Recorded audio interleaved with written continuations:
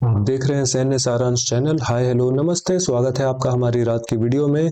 आइए हम आपको दिखाते हैं क्या कुछ बीता है बीते 24 घंटे में रूस यूक्रेन युद्ध के आसपास, यहाँ पर फ्रंट लाइन की बातें, और अगर कोई जरूरी राजनीतिक बात हुई तो हम इसकी भी चर्चा जरूर करेंगे।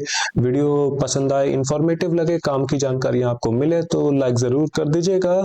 और चैनल पर पहली बार आए हैं या फिर चैनल को आपने सब्सक्राइब नहीं किया है तो सब्सक्राइब जरूर कर लीजिएगा। इससे हमको हौसला मिलता है, हिम्मत मिलती है ऐसी ही इंफॉर्मेटिव वीडियोस रोजाना आप तक पहुंचाने का। वीडियो की शुरुआत हम कर रहे हैं पहली एक खबर से। ये खबर कहें या वीडियो दृश्य कहें, दोनों एक ही बात है। ये एक मिसाइल हमला देखने को मिला था इस छोटे से कस्बे में, और ये इस छोटे से कस्बे में जो ब्रिज है इसी पर ये मिसाइल हमला देखने को मिला था। मैं आपको वापस से एक बार दिखाता हूँ, अगर आप तो देख पाए। एक्सप्लोजन देखने को जल्दी ही मिलेगा, और ये एक्सप्लोजन देख के हमें पता चलता है कि ये ब्रिज पूरी तरीके से तबाह हो चुका है, ये उपयोग में अब नहीं आ पाएगा।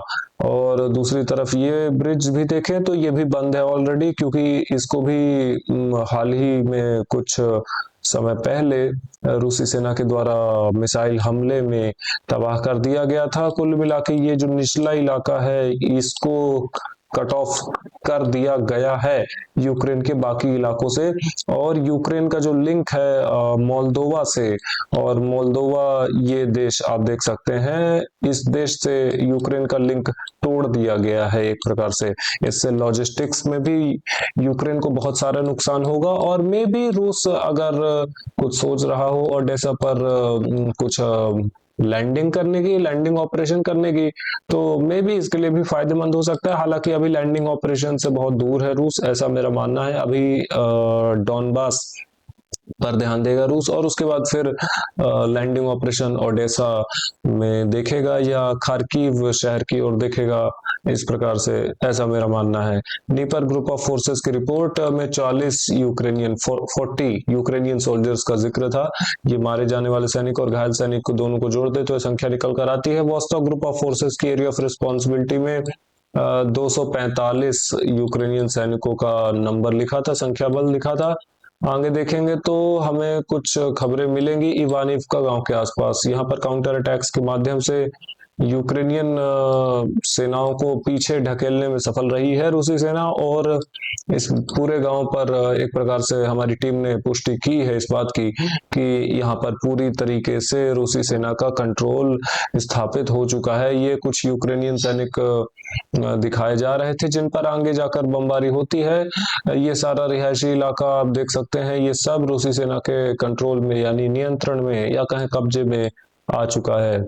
पक्रोव्स्क मिर्नोग्राड में देखें, मिर्नोग्राड शहर में एक और सफलता छोटी सी देखने को मिलती है। ये लाल रंग में रिहायशी इलाका आप देख सकते हैं, और धीरे धीरे करके यहाँ पर या तो सारे यूक्रेनियन सैनिक अब मारे जा चुके हैं जिन्होंने आत्मसमर्पण नहीं किया था, या फिर हो सकता है कुछ, मेरे ख्याल से 50-100 सैनिक कहीं छुपे हुए हो अपनी जान बचाने की कोशिश में। आगे देखेंगे सबसे पहले यू ग्रुप ऑफ फोर्सेस की रिपोर्ट, इसमें 215, जी हाँ 215 यूक्रेनियन सैनिकों का जिक्र था। मारे जाने वाले सैनिक और घायल सैनिक दोनों को जोड़ दे, और ये एक सफलता देखने को मिलती है यूक्रेन के खाते में।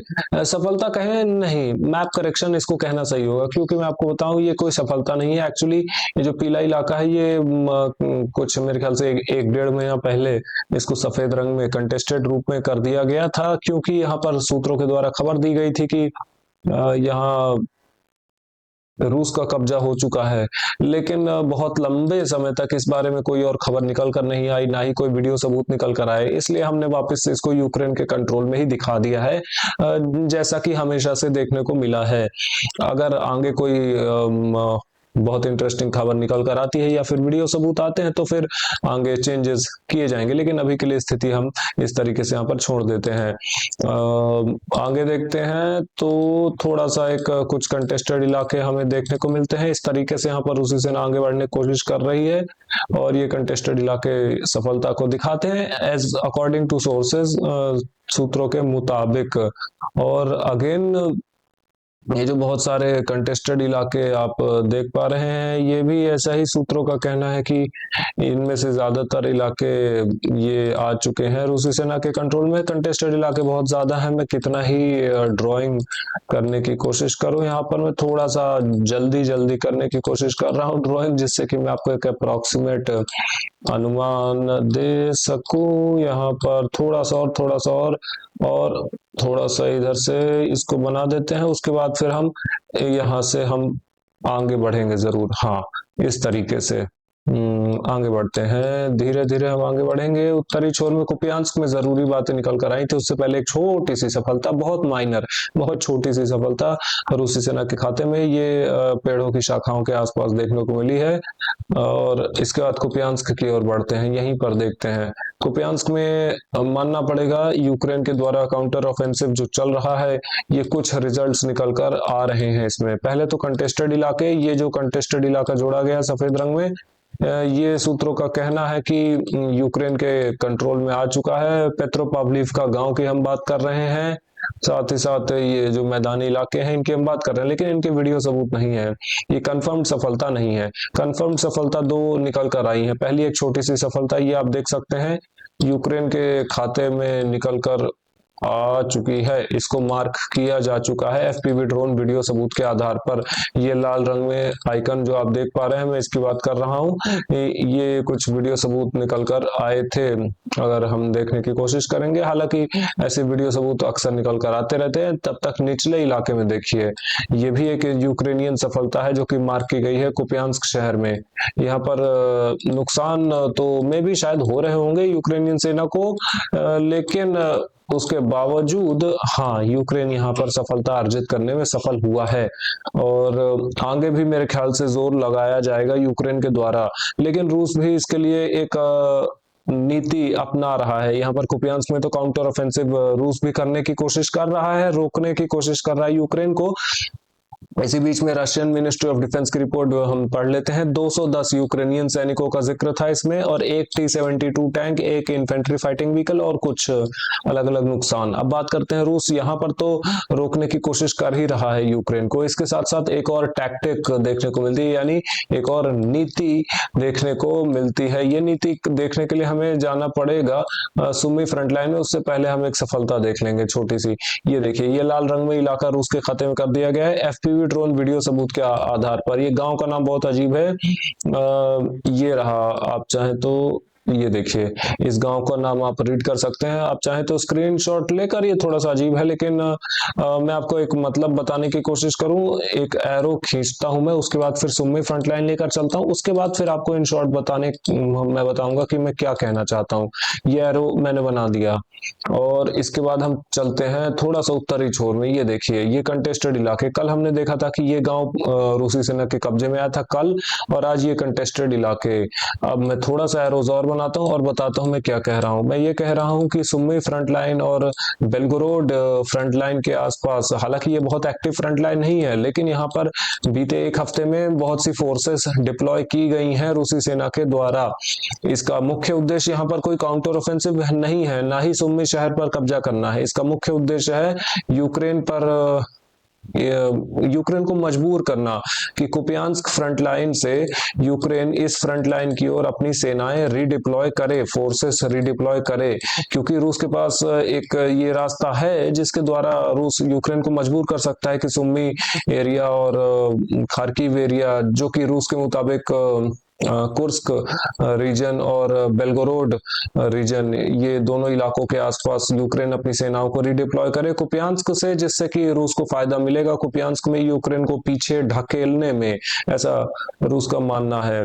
एयर डिफेंस फोर्सेस की रिपोर्ट भी हम देखते हैं, यहाँ पर देखेंगे आगे। देखे नहीं है मेरे ख्याल से, कोई यहाँ पर रिपोर्ट नहीं है, इसलिए हम देखते हैं। दिमित्री पेस्कोव ने कहा था कि पुतिन बात करने के लिए तैयार हैं फ्रांस के राष्ट्रपति इमैनुअल मैक्रोन से, अगर वो इंटरेस्टेड है तो। जो कि इंटरेस्टेड वो नहीं है मेरे ख्याल से। कोई भी यूरोपीय लीडर शांति के लिए बात करने के लिए इंटरेस्टेड नहीं दिखता है। हवाई बातें, ऊपर की झूठ बोलना नेताओं की आदत होती है।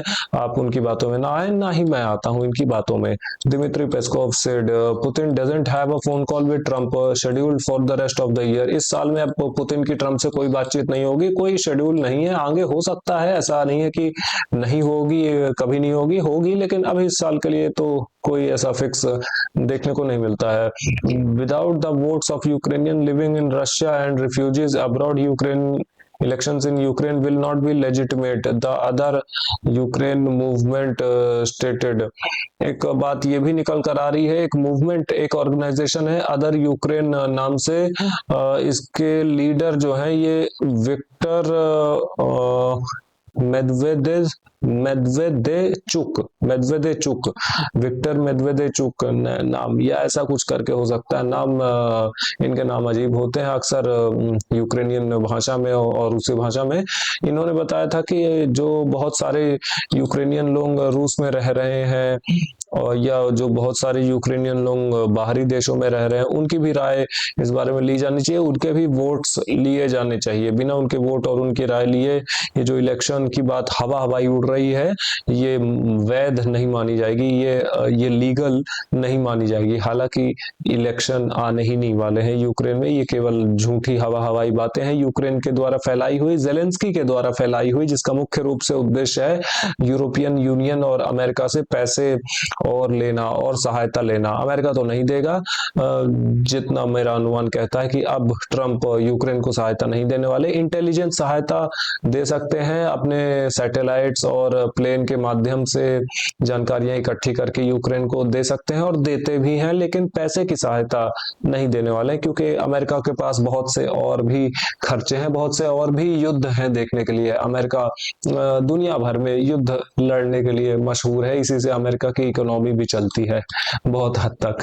और ये खबर तो आपने देख ही ली होगी। खैर, इसके बाद हम कुछ और देखें तो cooperation with US in the Arctic में कोऑपरेशन, हाँ यही मैंने बताया था, आर्कटिक में कोऑपरेशन एक्सपैंड हो सकता है यूक्रेन और रूस के बीच में। Unit of north group of forces की रिपोर्ट, नॉर्थ ग्रुप ऑफ फोर्सेस की रिपोर्ट हमने नहीं पढ़ी थी। 120 यूक्रेनियन सैनिकों का इसमें जिक्र किया गया था। एयर डिफेंस फोर्सेस की रिपोर्ट हम बस देख लेते हैं यूक्रेन से, तो इसको अगर हम देखेंगे एक बार और लोड करके, इसमें देखने को मिलता है कि 97 यूक्रेनियन ड्रोन, 97 ड्रोन रूसी सेना ने मार गिराए थे।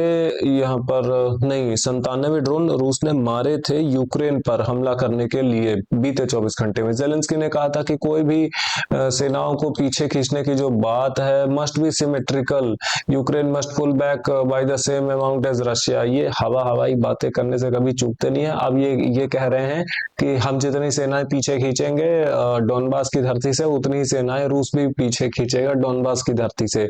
ये व्यर्थ की बातें करके ये बार बार बहुत आसान शब्दों में ही संकेत ये दे देते हैं कि शांति नहीं आने वाली है इस युद्ध में। इस वीडियो के लिए इतना ही। लाइक करें, सब्सक्राइब करें, शेयर करना मत भूलिएगा ऐसे इंफॉर्मेटिव वीडियोस देखने के लिए। Have a good day, bye bye.